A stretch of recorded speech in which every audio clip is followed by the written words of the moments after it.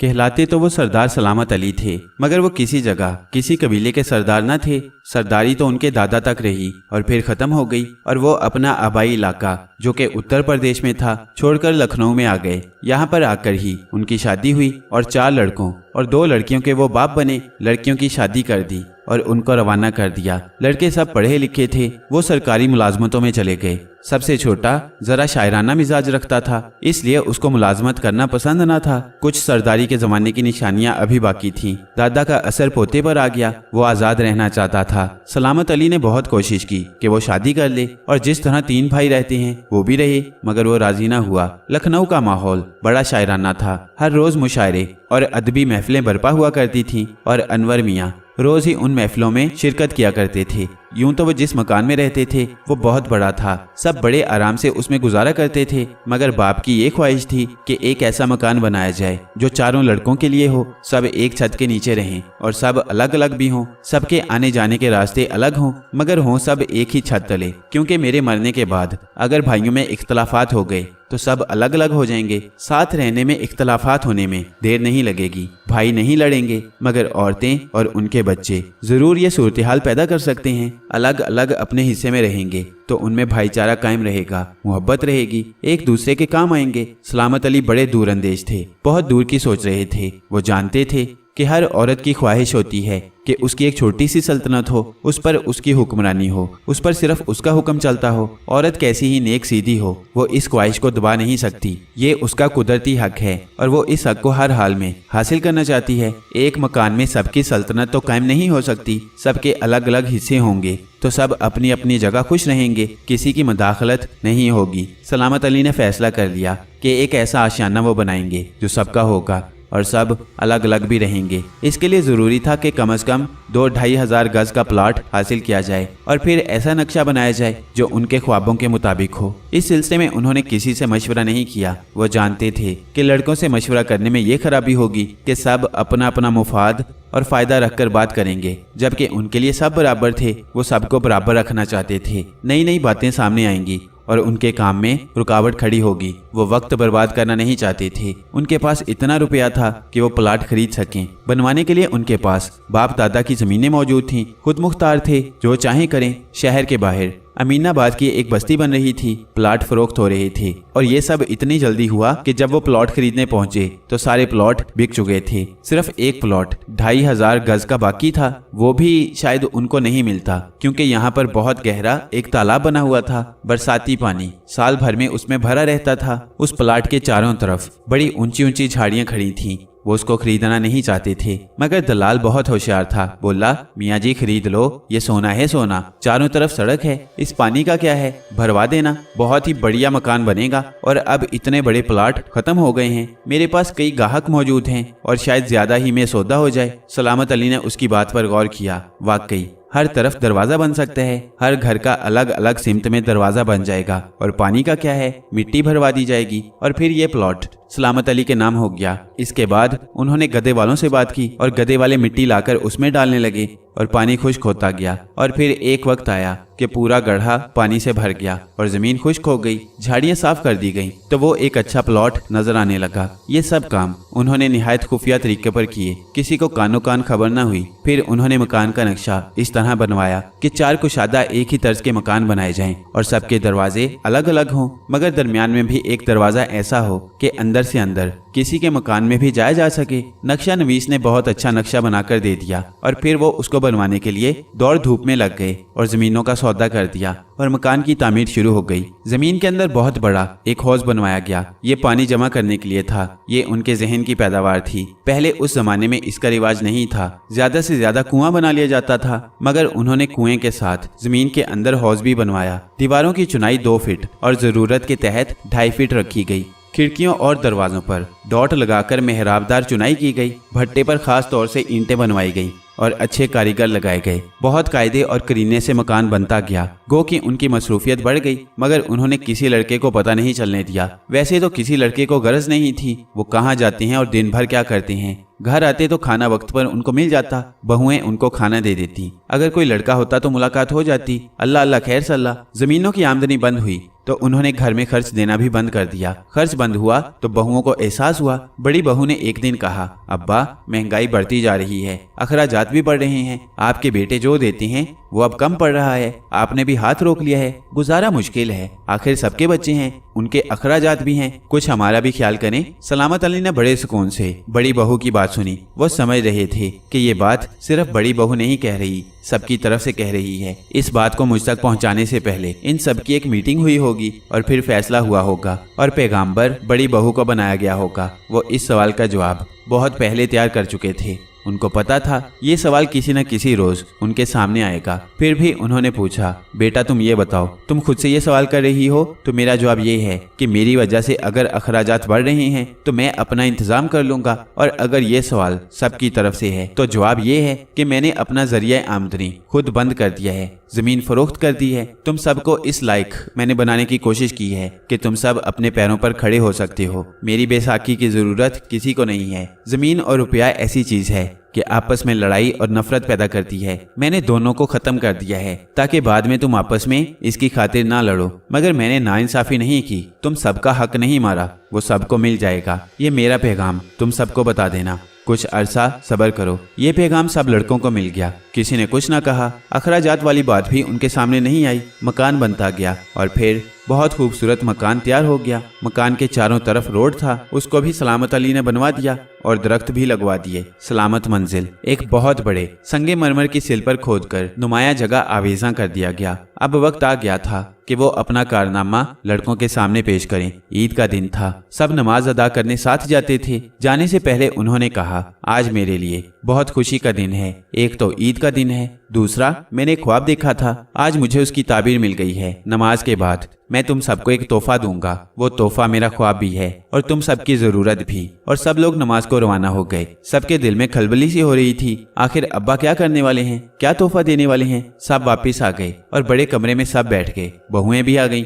अनवर मियाँ को भी आना पड़ा, हालांकि उनका इंतजार उनके दोस्त कर रहे थे। सबके आने के बाद सलामत अली ने अपनी दिली तमन्ना और ख्वाब के बारे में बताया। सब एक छत तले रहें और अलग अलग भी रहें ताकि आइंदा भी तुम सब में मोहब्बत और भाईचारा रहे। इसके लिए जरूरी था कि कोई मकान ऐसा बनाया जाए जो इस मकसद को पूरा कर सके। और फिर मैंने एक ऐसा मकान बना लिया। तुम सब अपनी अपनी फैमिली के साथ अलग अलग रह सकते हो। सबके दरवाजे भी अलग अलग होंगे और आना जाना भी अलग अलग होगा। तुम सब समझ रहे होगे कि मैंने जमीन फरोख्त करके नामालूम रुपया कहाँ बर्बाद कर दिया, मगर मैंने अपना ख्वाब पूरा किया है। तुम सब करीब करीब रहो, एक दूसरे के दुख सुख में साथ रहो, अपनी रिश्तेदारियां आपस में करो, मोहब्बत बढ़ेगी। दूरियां मोहब्बत कम कर देती हैं। बताओ मैंने ये गलत किया है? अगर ये गलत है तो तुम जहां दिल करे रहना। सलामत अली खामोश हुए तो बड़े बेटे मुनव्वर अली ने उठकर बाप को गले लगा लिया और बोला, अब्बा मुझे माफ कर देना। बहुत पहले मुझे एक लम्हे को आपके मुतल्लिक एक ख्याल आया था, वो ख्याल मैं नहीं बताऊंगा, मुझे माफ कर देना बस। सलामत अली ने बेटे की पीठ पर हाथ फेरा और कहा, मैंने तुम्हें माफ किया। और फिर सबने बाप से माफी मांगी। फिर सब नए मकान की तरफ चले गए। चौकीदार ने एक तरफ का दरवाजा खोल दिया। अंदर आने के बाद सलामत अली बोले, इस मकान को देख लो, चारों इसी तरह के हैं, किसी में जरा फर्क नहीं है। चारों तरफ रोड है, हर मकान एक ही तर्ज पर बनाया गया है। तुम सब पसंद कर लो और यहाँ आने की तैयारी करो। अब्बा आप किस मकान में रहना पसंद करेंगे? अनवर ने पूछा। मैं अपने पुराने मकान को ही आबाद रखूंगा। वो बोले, नहीं अब्बा आप हमारे साथ रहेंगे। अनवर ने कहा, तुम्हारे साथ रहकर मैं सबको नाराज नहीं कर सकता, तुम्हारा जितना हक है उतना ही सबका है। ये आबादी जहाँ ये मकान और बहुत से मकान बनाए गए थे, किसी जमाने में एक बहुत बड़ा मैदान हुआ करता था। इस मैदान में बहुत सी लड़ाइयाँ भी लड़ी गई थी। हजारों लोग इस मैदान में कत्ल भी हुए थे और उनकी लाशें इसी मैदान में बेगोरो कफन मिट्टी में दबा दी गई थी। उनमें किस किस मजहब के लोग मारे गए थे क्या कहा जा सकता है? किस किस नवाब के अताब से ये जमीन लाशों से पुर थी। कितने बेकसूर इस मिट्टी में थे। जमीन खोदने पर ऐसे आसार नजर तो आते थे, मगर उन पर किसी ने गौर नहीं किया था। आबादी इतनी तेजी से बढ़ी थी कि हर तरफ मकानात नजर आते थे। जैनाबाद एक अच्छी बस्ती बन गई थी। सलामत अली के चारों मकान आबाद हो गए थे। उस मकान में आकर उनको एहसास हुआ कि हम पहले कहाँ पड़े थे। अब्बा ने हमें कितना बड़ा तोहफा दिया है। अनवर मियाँ ने शादी नहीं की थी, मगर वो किसी भाई के साथ नहीं रहे, उन्होंने अपना मकान ही आबाद किया। सलामत अली तो कह ही चुके थे कि वो अपने पुराने मकान में रहेंगे। انور میاں کے مکان میں ان کے یار دوستوں کا میلہ لگا رہتا تھا، کوئی نہ کوئی محفل جمی رہتی، شہر کے لوگ محفلوں میں شرکت کرتے۔ سلامت منزل پورے شہر میں ادبی محفلوں اور مشاعروں کے لیے مشہور ہو گئی۔ مشاعرہ ایک رات 2 بجے ختم ہوا اور سب شاعر اور سامعین چلے گئے۔ انور میاں بھی اپنے کمرے میں آ گئے۔ آنکھ لگتے ہی انہوں نے محسوس کیا جیسے کوئی ان کو جگا رہا ہے۔ وہ جلدی سے اٹھ کر بیٹھ گئے، مگر کمرے میں بلب روشن تھا اور کمرہ خالی تھا۔ وہ پھر لیٹ گئے، مگر آنکھ لگتے ہی پھر دوبارہ ان کو اٹھا دیا گیا۔ وہ بڑے حیران ہوئے، کمرہ خالی ہے اور بار بار ان کو اٹھایا جا رہا ہے۔ وہ ڈرپوک نہیں تھے، مگر ان حالات میں کوئی بھی حیران تو ہوتا ہی ہے۔ وہ پھر لیٹ گئے، مگر آنکھیں کھلی رکھی، کچھ نہ ہوا۔ مگر کب تک؟ پھر نیند کا جھونکا آ گیا اور پھر کسی نازک ہاتھ نے ان کو جھنجھوڑ کر رکھ دیا۔ وہ پوری طرح نیند میں نہیں تھے، اس لیے محسوس کر لیا کہ اٹھانے والی کوئی عورت تھی۔ اب وہ اٹھ کر کھڑے ہو گئے اور دروازہ کھول کر صحن میں آ گئے۔ دور دور کسی کا نام و نشان نہیں تھا۔ انور میاں کی زندگی میں کبھی ایسا پراسرار اور عجیب واقعہ پیش نہیں آیا تھا۔ ان کے چہرے پر حیرت برس رہی تھی۔ کچھ دیر وہ وہیں پر جمے کھڑے رہے اور پھر مڑ کر کمرے کی طرف چلے کہ ان کے کانوں میں کسی کی ہنسنے کی آواز آئی، جل ترنگ کی طرح کھنکتی آواز، جیسے کسی نے تنے تار پر انگلی سے چھیڑخانی کی ہو۔ وہ پلٹ کر دیکھنے لگے، آواز بند ہو گئی۔ اب تو وہ حیرتوں کے نیچے گویا دب گئے، ہر طرف خاموشی تھی۔ آخر کب تک کھڑے رہتے؟ پھر کمرے کی طرف کا رخ کیا، مگر وہی ہنسی پھر سنائی دی۔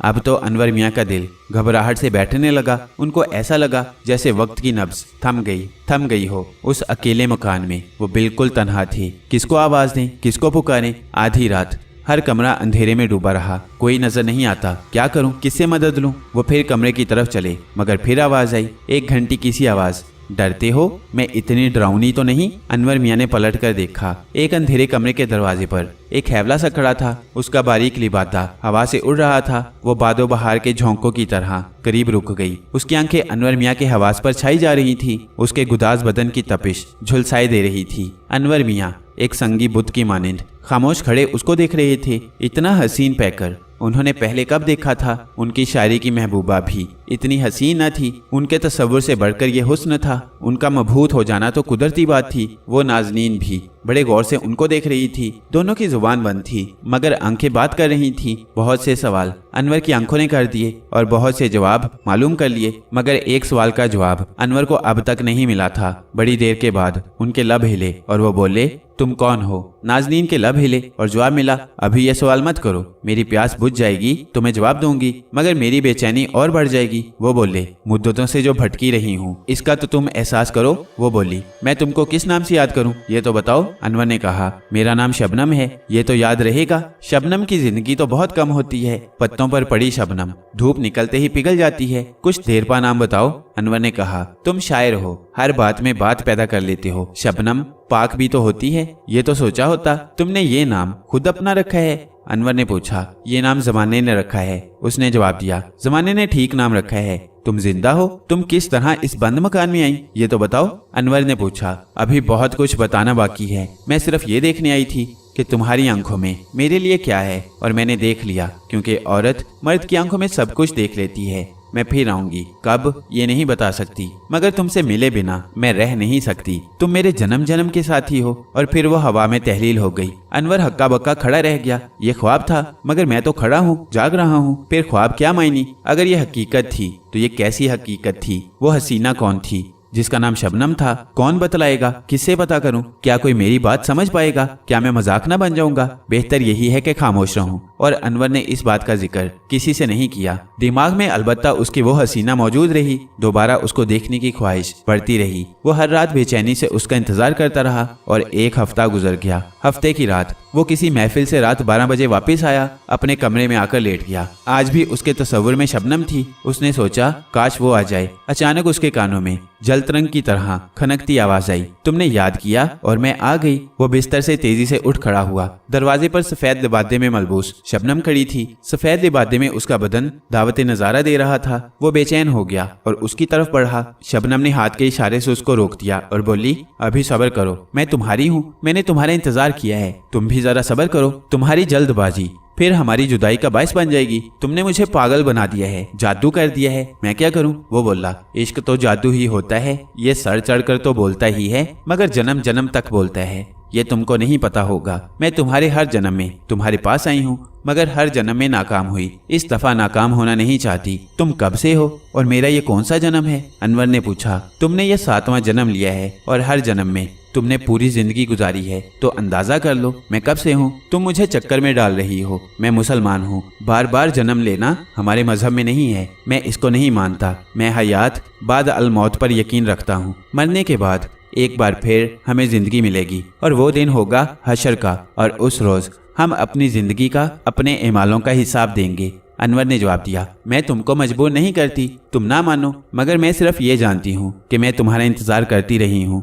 मुझे इस गुत्थी से सरोकार नहीं, बस तुम सिर्फ मेरे मन मंदिर के देवता हो। एक तवील मुद्दत के बाद तुम मुझे मिल जाती हो। बहुत सी बातें इंसान नहीं मानता, मगर उनका वजूद तो होता है। मैं तुम्हारे सामने हूँ, इसी मुकाम पर जहाँ ये घर बनाया गया है मैं मौजूद हूँ, क्योंकि मुझे पता था कि मेरी मंजिल यही मुकाम है। तुम जिस मुकाम पर जन्म लेने वाले होते थे, मैं उस मुकाम पर आ जाती थी। तुमने ही ये मकान क्यों लिया? कोई और भी तो ले सकता था, मगर नहीं लिया किसी ने। तुम्हारे बाप ने ये जगह खरीदी और मैं मकान बनते और आबादी होते देखती रही, क्योंकि तुमको यहाँ आना था और तुम आए। क्या तुम इस हकीकत को झुटलाओगे? एक तो हुस्न का जादू और फिर बयान का जादू अनवर के सर पर चढ़ रहा था। बारीक लिबादे में शबनम का झांकता बदन इतना सडोल कि संगे मरमर के मुजस्मे उसकी चिकनाहट और तराश के आगे सर झुका दें। उसका हुस्न और जवानी ऐसी थी कि इंसान अपनी सुध-बुध भूल जाए। अनवर तो एक शायराना मिजाज का नौजवान था। उसका बहकना कौन सा मुश्किल था। तुम मुझे हर जन्म में मिले, मगर मैं तुमको अपना न सकी। कभी तुम मजबूर थे, कभी मैं मजबूर थी।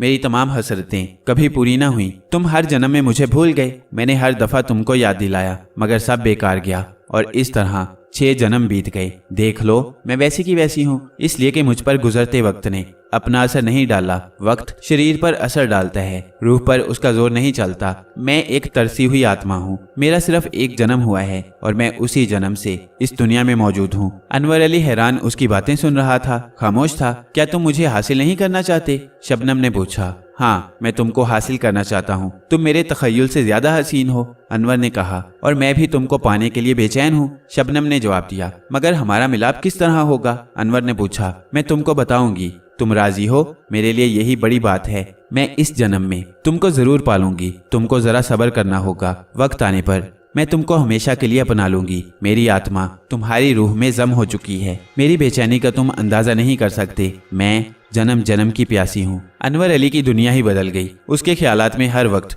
वो परी पैक कर रहने लगी। न उसको खाने का होश रहा, न किसी और काम का। सेहत दिन ब दिन गिरती गई। उसने घर से निकलना छोड़ दिया। यार दोस्तों ने महफिलों में ले जाने की कोशिशें कर ली। सारे भाई परेशान, बाप की हालत खराब, मगर वो अपने कमरे से बाहर जाने पर राजी न होता। सबने पूछा, मगर वो कुछ न बताता। आखिर तमाम कोशिशों के बाद ये फैसला हुआ कि जरूर कुछ और चक्कर है। किसी सियाने को बुलाया जाए। एक पंडित आए। उन्होंने कुछ करना चाहा, मगर वो पहली रात ही ऐसे भागे कि पलटकर खबर न ली। कई आए और उनको भी उल्टा लटका दिया गया। अब कोई शक नहीं रह गया था कि अनवर मियाँ पर कोई साया है। बड़ों ने मशवरा किया कि उनकी जगह बदल दी जाए, मगर वो कहीं जाने पर तैयार ही नहीं होते थे। आखिर फैसला हुआ कि खामोशी से उनको पुराने मकान में पहुंचा दिया जाए। बड़ी दिक्कतों के बाद उनको गाड़ी में डालकर पुराने मकान पर पहुंचाया गया, मगर उनकी हालत में तब्दीली नहीं आई। वो रात भर नामालूम किससे बातें करते। कमजोरी इतनी ज्यादा हो गई थी कि खड़े नहीं हो सकते थे। लखनऊ में काले बाबा बहुत मशहूर आदमी थे। वो हर किस्म का उतारा करते थे।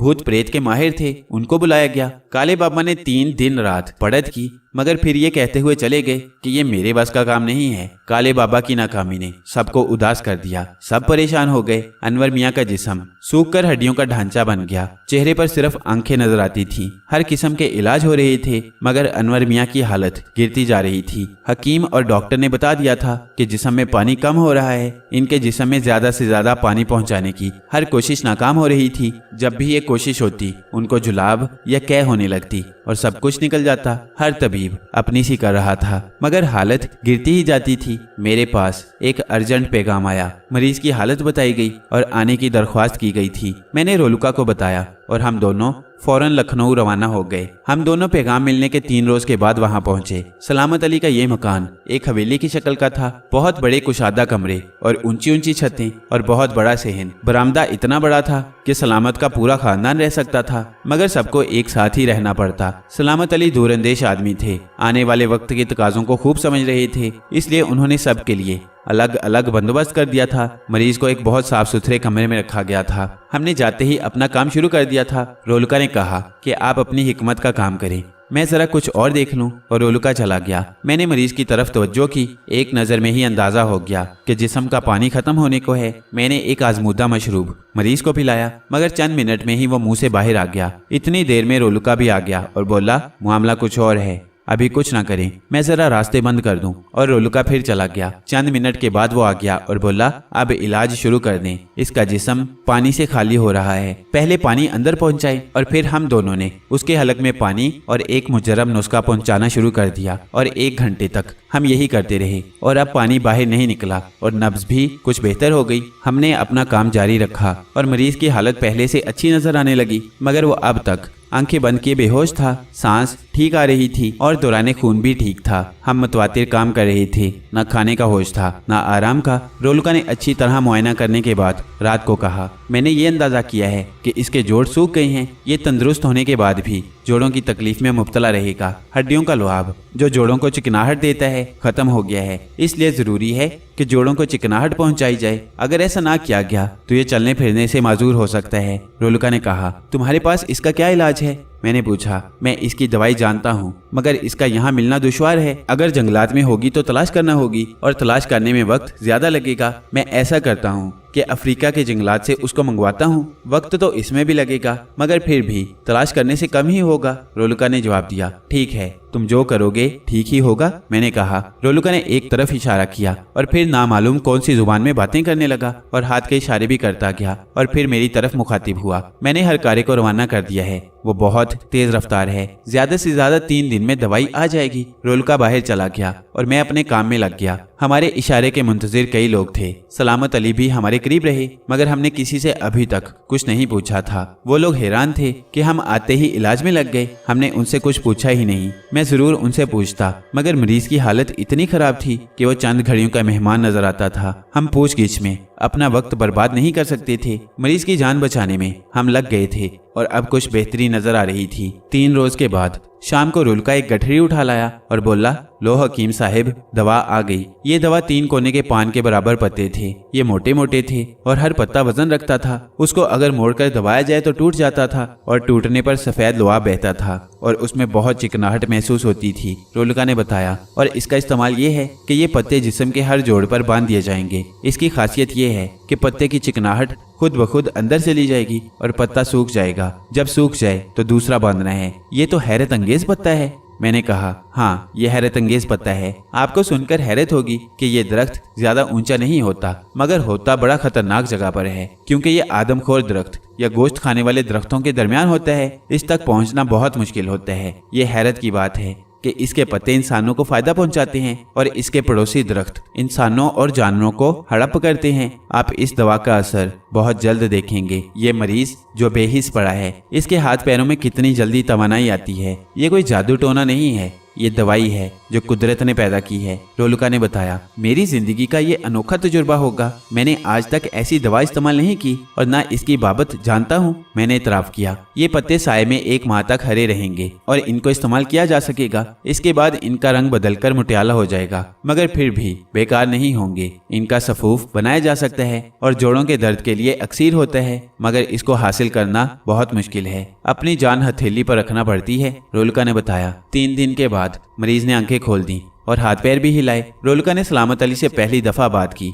मुबारक हो, आपका बेटा अब ठीक है। सलामत अली जो नाउमीद हो चुके थे, ममनूनियत भरी आवाज में बोले, आप दोनों ने जितनी मेहनत और लगन से मेरे बेटे की जान बचाई है, मैं उसका एहसान तो क्या उतार सकूंगा। हाँ, जब तक जिंदा रहूंगा आपके हक में दुआएं ही करूंगा और हम सिर्फ मोहताज ही दुआओं के हैं। हमारा मुआवजा ही ये है। मैंने कहा, मुझे किसी ने आपके मुतालिक बताया था। मैंने आप दोनों को उसके बताए से भी बहुत ज्यादा पाया है। आपने अपना खाना पीना और आराम सब कुछ छोड़ दिया। सलामत अली सर झुकाकर बोले, आप खुद पर कोई बोझ ना लें, ये हमारी ड्यूटी है। मैंने कहा, मेरी समझ में अब तक मर्ज नहीं आया। वो बोले, मर्ज कुछ नहीं था और अभी वो मर्ज गया भी नहीं है। सिर्फ इतना हुआ है कि मरीज के करीब वो नहीं आ पा रहा। रोलुका ने जवाब दिया, आखिर वो क्या है? वो फिर बोले, अभी मैं कुछ नहीं बताऊंगा। पहले मरीज अपने पैरों पर खड़ा हो जाए, उसके बाद मर्ज का बंदोबस्त होगा। मगर आप बेफिक्र हो जाएं, आपका बेटा अनकरीब उठकर चलेगा। रोलुका ने तसल्ली दी और फिर जल्द ही अनवर मियाँ पहले जैसे हो गए। उनकी बीमारी एक भयानक ख्वाब सबके लिए बन गई। उनका जश्न सेहत भी मनाया गया। इसके बाद रोलुका ने कहा, सलामत साहिब, अब हम बीमारी को पकड़ते हैं। मैंने कहा था कि वो गई नहीं, अनवर मियाँ के इर्द गिर्द रहती है। अगर उसका पक्का इंतजाम ना किया तो फिर हमलावर हो सकती है। आप बेहतर जानते हैं। सलामत अली ने जवाब दिया, आज रात मैं ये काम करूंगा। आप एक कोरा मटका छत पर औंधा करके रख दें। याद रहे कि ये कोरा हो और कहीं से टूटा फूटा ना हो। उसके चारों तरफ गेंदे के ताज़ा फूल डलवा दें। अगरबत्तियों के 2-4 पैकेट और रतन जो के फूल और पत्ते भी मंगवा लें। और अगर किसी चीज की जरूरत होगी तो मैं ले आऊंगा। आप यहाँ रहें तो बेहतर है। मरीज के पास एक आदमी रहेगा, आप मेरे साथ रहेंगे। जो कुछ होगा वो आपके सामने होगा। ऊपर छत पर हम सिर्फ 3 आदमी जाएंगे, मैं, आप और हकीम साहिब। ये काम रात 12 बजे के बाद होगा। रोलुका तो अपना पूरा इंतजाम पहले ही कर चुका था और फिर हम सब ठीक 12 बजे छत पर चले गए। बहुत बड़ी छत थी। दरमियान में एक घड़ा औंधा रखा था। उसके अतराफ में फूल पड़े थे और अगरबत्ती के पैकेट और माचिस भी पड़ी थी। रोलुका ने सब चीजों का मुआयना किया और बोला, नीचे एक आदमी आने वाला है, आप लोग जाएं और उसको ऊपर ले आएं। मैं और सलामत अली नीचे आए तो देखा कि एक पंडित नुमा आदमी खड़ा था। मैंने पूछा कि आप कौन हैं? तो वो बोला, मैं पंडित हूँ, करीबी मंदिर में रहता हूँ। मुझे बुलाया गया है कि किसी का अंतिम संस्कार करना है। अर्थी कहाँ है? मैंने कहा कि आओ हमारे साथ, और हम ऊपर आ गए। ऊपर रोलुका ने पंडित से कहा, जो कुछ यहाँ तुम देखो और सुनो वो यहीं पर भूल जाना, हरगिज याद ना रखना, और तुमको जो कहा जाए वो करना। छत की मगरबी दीवार के साथ हम सब बैठ गए। कुछ देर रोलुका भी हमारे साथ बैठा रहा और फिर उठकर औंधे रखे मटके की तरफ चला। चंद मिनट खामोशी रही, फिर रोलुका की आवाज आई, इस छत की 4 दीवारी तेरी हद है, उससे बाहर जाने की कोशिश मत करना। तू मेरी नजरों के सामने है और तेरे चारों तरफ सख्त पहरा है। मुझे तुझसे कुछ बात करनी है, इसमें तेरा फायदा ही है, इसलिए इस मटके में आजा और बात कर। मगर रोलुका की बात का जवाब नहीं आया तो वो फिर बोला, मैं बार बार एक बात को नहीं कहता। अगर तू मटके में ना आई तो मैं पकड़कर तुझे इसमें बंद कर दूंगा और फिर तेरा ठिकाना समंदर की तह में होगा, वहां तू कैद रहेगी। फिर हमने देखा कि मटका जो औंधा रखा था सीधा हो गया और फिर उसके अंदर से बारीक मगर साफ आवाज आई, अब बोल, मैंने तेरा कहा मान लिया है, अब तू बता कौन है और तूने अनवर की जान लेने की कोशिश क्यों की थी। चंद मिनट खामोशी रही, फिर आवाज आई, ये बहुत लंबी कहानी है, कहाँ से बताऊं? सारी रात पड़ी है, मैं सुन रहा हूँ, तू बोल। रोलुका ने जवाब दिया, मैं कनौज के राजा जयचंद राठौर की बड़ी बेटी कुमारी रुक्मणी हूँ। मेरी माँ एक दासी थी, इसलिए मेरा नाम तुमने नहीं सुना होगा। मेरी बहन का नाम संजोगता था। ये राजा की रानी की औलाद थी। ये वही संजोगता है जो पृथ्वीराज पर मर मिटी थी। पृथ्वीराज की हुकूमत इंद्रपथ दिल्ली में थी और उसको शहाबुद्दीन गौरी ने शिकस्ते फाश दी थी। मैं बांदी जादी थी, इसलिए मेरे लिए कोई स्वयंवर नहीं हुआ। हालांकि मैं संजोगता से ज्यादा हसीन थी, मगर शोहरा संजोगता का ज्यादा था। उसका स्वयंवर हुआ और उसने बरमाला पृथ्वी के गले में डाल दी, जो कि पृथ्वी की बेइज्जती करने को बनाया गया था, और फिर वो उसके साथ ही भाग गई। और फिर राजा जयचंद्र राठौर और पृथ्वीराज के दरमियान लड़ाइयां होती रहीं। मैं जब पैदा हुई थी तो पंडित ने मेरी जन्म पुत्री बनाई थी। उसमें मुझे सख्त मनहूस करार दिया था। उसने कहा था कि ये राजा और रियाया दोनों के लिए मनहूस है। संजोगता के बारे में पंडित ने कहा था कि ये बदनामी करेगी, लड़ाइयां कराएगी, परंतु उसका नाम बहुत दूर तक मशहूर होगा। मैं तो मनहूस ठहराई जा चुकी थी, मुझसे तो जान छुड़ानी थी, इसलिए मेरी लगन एक सिपाही से कर दी और वो भी सिर्फ एक रात मेरे पास रहा और फिर पृथ्वीराज से लड़ाइयों में जख्मी होकर भागा और भागते भागते इस मैदान तक आ गया। यहाँ पर पहले एक दरिया हुआ करता था। कनौज में ऐसी भगदड़ मची कि जिसका जिधर मुंह उठा भाग खड़ा हुआ। पृथ्वीराज ने राजा जयचंद्र को दौड़ाया। मैं भी कुछ लोगों के साथ भागी, मगर फिर अकेली रह गई और इस जगह तक आ गई। ये एक जंगल सा था। इस मुकाम पर जहाँ ये मकान बनाया गया है, मुझे एक घोड़े और एक आदमी की सूखी लाश मिली। मैंने घोड़े की ज़ैन और साजो सामान और अपने पति की अंगूठी से पहचान लिया कि मैं विधवा हो चुकी हूँ। मैं सिर्फ एक रात की दुल्हन विधवा हो गई। फिर मैंने अपनी पति की अंगूठी चाटकर आत्महत्या कर ली और अपने पति की आत्मा की तलाश शुरू कर दी, मगर वो मुझे ना मिला। मैं पूरे भारत में तलाश करती रही और लौटकर इसी मुकाम पर आती रही। 6 दफा मैंने धोखा खाया, मेरा पति ना मिला। फिर मैं यहीं पर बैठ गई। मुझे विश्वास था कि वो एक ना एक दिन मुझे मिलेगा और इसी मुकाम पर मिलेगा। और फिर एक मकान इस जगह बनना शुरू हुआ। मैं देखती रही, मैंने किसी को कुछ नहीं कहा और फिर ये आबाद हुआ और मुझे मेरा पति नजर आ गया। मैंने 6 बार धोखा खाया था। इस बार मैं होशियार थी। मैंने अपने बारे में सब कुछ छुपाया और पति को रिझाना शुरू कर दिया। वो भी मेरी तरफ माइल हो गया, मेरे साथ जाने पर राजी हो गया। हमारा मिलाप मुश्किल था। मैं एक आत्मा और वो एक जीता जागता इंसान। मेरी समझ में मिलाप की सिर्फ ये सूरत थी कि वो भी शरीर की कैद से आजादी पाले और फिर दोनों आत्माओं का मिलाप हो सकता था, मगर शायद मैं वाकई मनहूस हूँ। मैं किसी की ना हो सकी, कोई मेरा ना हो सका, अब मैं तेरी कैद में हूँ। मैं कितनी दुखी थी, मरने के बाद दुखी रही, तुम खुद अंदाजा करो। आवाज बंद हो गई तो रोलुका ने कहा, मेरे पास दो सूरतें हैं, एक तो तुझे हमेशा हमेशा के लिए कैद कर दूं, और ये मैं नहीं करना चाहता। दूसरी सूरत ये है कि तेरी आत्मा जिसका अंतिम संस्कार नहीं हुआ करके तेरी आत्मा को वहीं रवाना कर दूं जहां से आई थी। तू मनहूस नहीं है बल्कि खुशकिस्मत है, क्योंकि सैकड़ों साल तू इस दुनिया में भटकती रही है, मगर किसी ने तुझ पर काबू नहीं पाया, किसी की नजर तुझ पर नहीं पड़ी। अगर कोई देख पाता तो तू उसकी गुलामी में होती और उसके काम करती। अब बता, तू वापस जाना चाहती है? रोलुका ने पूछा। आवाज आई, पहली सूरत तो बहुत भयानक है, दूसरी मुझे मंजूर है। और फिर रोलुका ने पंडित को इशारा किया। वो करीब आ गया तो रोलुका ने कहा, ये आत्मा तेरे धर्म की है, दुनिया में भटक रही है, अपने अकीदे और धर्म से इसका अंतिम संस्कार कर दे और इसको इज्जत से रवाना कर दे। अब तेरा काम शुरू होता है। और पंडित ने श्लोक पढ़ना शुरू कर दिए, अगरबत्तियां जला ली और मटके पर फूल डालने लगा। 15 मिनट तक वो ये करता रहा और फिर मटका औंधा करके बोला, काम खत्म हुआ, आत्मा परलोक सुधार गई। इसके साथ ही हमारा काम भी खत्म हुआ। हमने वापसी की तैयारियां शुरू कर दी, मगर अनवर मियाँ की शादी में रोक लिए गए। बड़ी धूमधाम से अनवर मियाँ की शादी हो गई और हम दिल्ली रवाना हो गए।